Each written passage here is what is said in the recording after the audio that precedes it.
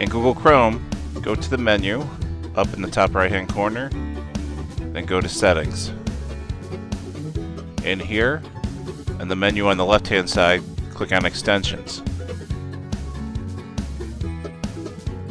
Then click on the menu in the top left hand corner, and at the bottom click on Open Chrome Web Store.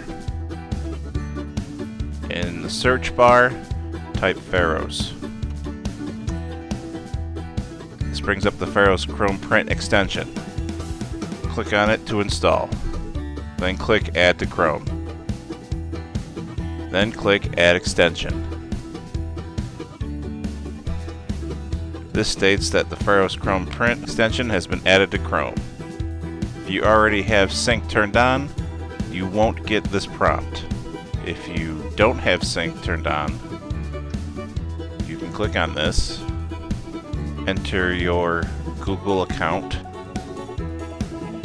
put in your password. After you log in, it'll ask you if you want to turn on Sync. You can first go to Settings, then click on Manage What You Sync.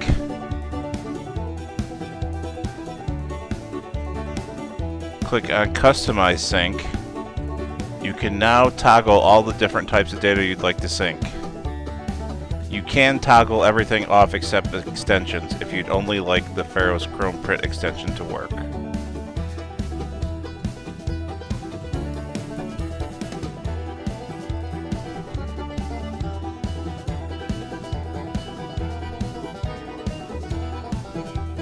Click on the arrow next to Manage What You Sync, and click Confirm.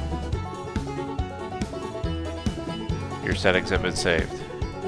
You can now go up to the Extensions icon, click on that, then click on the Pharos Chrome Print.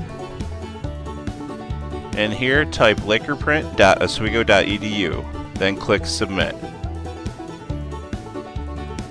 This will complete the configuration necessary for this extension to work. You're now ready to print. You can now navigate to a page you'd like to print. Go to the print option in the menu.